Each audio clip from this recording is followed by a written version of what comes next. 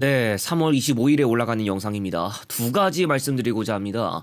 인천공항 지방간 에피소드 하나가 더 계획되고 있는데 오는 4월에 제작하고자 합니다. 스위스 항공 돌아오고 버진 애틀랜틱 항공도 신규 취항하지만 오는 4월 17일에 베트남의 선푸콕 항공 신규 취항도 예정되고 있죠. 항공사들의 취향 시기에 맞춰 제작하려고 했는데 하나의 에피소드를 위해서는 4월에 공개하는 게 시기적으로 알맞겠다 싶어서 그렇게 결정하게 됐습니다. 그리고 구독자 15,000명 돌파를 앞두고 있습니다. 전에 누군가가 이야기도 했지만 구독자가 올라가는 속도가 많이 느린 편인데 제가 그동안 표면적으로 아예 드러내진 않았습니다. 최대한 질적인 면을 챙기면서 영상을 공개하고 있고 시청만 하고 가시는 분들이 꽤 계시진 않는지 싶어서 구독 버튼 한번 꾹 눌러주시면 대단히 감사드리겠습니다. 2026년에도 이야기해야 할 것들이 꽤 있기 때문에 끝까지 함께해 주시기 바랍니다. 먼저 다원시스가 상장 폐지될 가능성이 생겼습니다. 금융감독원 전자공시 시스템에 따르면 지난 23일 지난해 감사 보고서에 대해 외부 감사인으로부터 감사 범위 제한 및 계속 기업 불확실성으로 인해 의견 거절을 받았습니다. 지난 17일부터 거래가 정지됐는데 내부 결산 결과 지난해 말 기준 자본 전액 잠식이 발생하고 최근 분기 매출액은 3억 원을 비뚤었습니다. 지난해 기준 자본 총계 5,156억 원 적자에 자본금 191억 원을 까먹고 결손금 규모 8,467억 원으로 기록됐습니다. 지난해 별도 매출액은 769억 원으로 전년 대비 70.5% 감소하고 영업손실 1,081억 원, 순손실 1,924억 원을 기록하면서 2024년 62억 원 흑자에서 큰 폭으로 주저앉았습니다. 외부 감사를 맡은 3일 회계법인은 계속 기업 가정의 불확실성, 주요 감사 절차의 제약 등을 이유로 의견 거절을 제시했고 유동부채가 유동자산을 7,235억 원가량 초과함에 따라 존속 능력에 대한 유의적인 의문이 있다고 지적했습니다. 또 경영진이 서명한 경영진 진술서, 진행기준 매출 및 매출 원가, 영업원을 포함한 현금 창출 단위에 대한 평가, 관계기업 투자 평가, 금융자산 평가 및 우발 부채 완전성 등을 포함한 감사 절차 수행에 필요한 주요 자료를 제시받지 못했다고 밝혔습니다.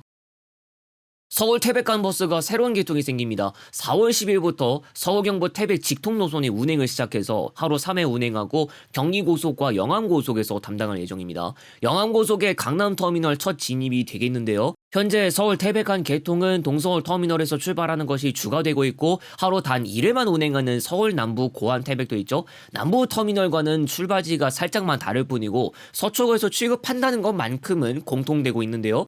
시내 대중교통 연계가 남부터미널과 비교하면 강남터미널이 조건이 좋고요. 지금은 고안을 경유한다는 이야기는 없지만 향후 서울 경부 노선이 고안을 경유하게 되면 영암고속의 남부터미널 노선 운행 명분은 떨어질 것으로 보입니다. 4월 1일부터 동대구와 구미에서 청주국제공항까지 버스로 이동 가능합니다. 대성고속에서 운행을 담당하고 하루 2회 예정되고 있습니다. 다만 이 개통이 청주시외 구미 동대구 간에 묶여있는 것으로 확인되고 청주공항 시종착이 생기는 과정에서 청주시외 구미 동대구 간 차량편 증액 효과도 나타나게 되어서 청주공항 시종착 포함 최대 11편 예정되고 있습니다. 참고로 동대구에서 타지역 국제공항행 노선은 인천과 김해 정도를 제외하면 없었다가 청주가 신설되는 것이고 청주국제공항 입장에서도 이번에 처음으로 영남권 버스 노선을 받게 됐습니다. 같은 날 KD 운송그룹 소식도 있습니다. 대원고속의 프리미엄 버스가 인천공항 청주 노선에서 철수합니다. 그리고 동시에 부천, 인천, 마산, 창원 노선에 배치되는데요. 현재 이 노선은 경남고속 뉴부산 관광과 대원고속 각각 2편, 천일역에 1편 배치되고 있는데 대원고속 전회차 우등에서 프리미엄으로 변경됩니다. KD 운송그룹이 이전부터 프리미엄 버스 노선망을 계속 바꾸고 있죠. 용인 광주, 동서울 점촌 상주, 동서울 원주, 이천 여주 강릉 노선에서 철수하고 인천공항 안동계통이나 강릉동해 마산, 인천공항 김포공항 강릉, 부천 안산 목포 진도 노선에 프리미엄을 신설했고요. 기존 노선 철수본을 활용해서 다른 노선에 배치하는 것으로 보이고 신설 노선 때문에 프리미엄 버스 신차를 출고했다는 이야기는 전 개인적으로 들은 바가 없습니다. 김현정 국회의원에 따르면 평택 용죽 소사지구 인근에 서울행버스 추가 정차가 최종 확정됐습니다. 앞서 경기도와 협의를 거쳤고 오는 4월 1일부터 동양고속 서울경부행버스가 SK 뷰아파트 굿모닝병원에도 경유합니다. 대원고속 서울남부행 동서울행 노선도 4월 17일부터 동일정류소에 추가 정차할 예정입니다. 기존에는 평택대와 용이동 정류소만 경유했고요. 평택 굿모닝병원이 비전동 프로지와도 인접하고 있죠. 비전동 일대도 시외버스가 소화할 수 있을지 봐야겠는데 현재 비전동 일대에서 서울행은 6,600번 직행좌석 버스 하나만 바로 탈 수 있는 데다가 동삭동, 진이역과 오산 IC를 통해서 가다 보니까 소요되는 시간이 긴 편이죠. 이게 사실 광역버스 시계회거리 50km 제한 규정 때문에라도 그런 면이 있어서 시경계가 최대한 오산 IC 쪽으로 붙은 진이역으로 가야 개통 가능한 것도 있어요. 용죽, 소사, 비전 쪽에서 안성 IC를 거치고 서울로 최대한 빠르게 갈 수 있는 방법이 열리게 됐으니 남은 건 정착일 것 같습니다.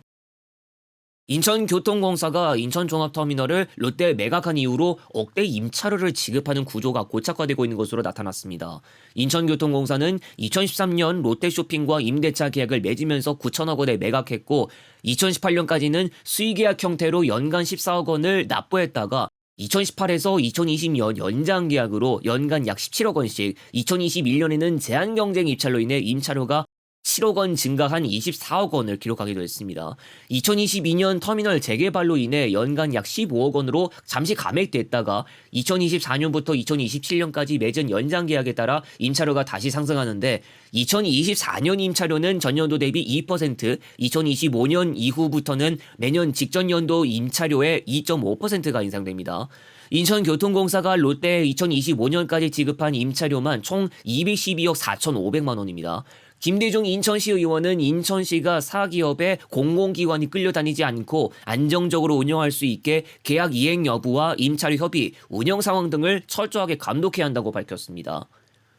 국토교통부는 2016년부로 운항 중단된 인천 제주 간 국내선 정기편을 오는 5월 12일부터 재개한다고 밝혔습니다. 담당 항공사는 제주항공 예정이며 보잉 737기가 당일부터 주 2회씩 화요일과 토요일에 운항하고 6월부터는 월요일과 금요일에 운항합니다. 인천공항 1터미널 사용 예정으로 1터미널에 위치한 국내선 체크인 시설과 수화물 처리 시스템 등 인프라를 최종 확인하고 사업 계획 인가 등을 거쳐 운항을 개시하게 됩니다. 이전에 안내해드린 대로 서울 대전 청사 리뉴얼편을 이번 주 공개합니다. 조금만 기다리시면 공개되어서 시청 가능하겠습니다. 다음 영상에서 다시 오겠습니다.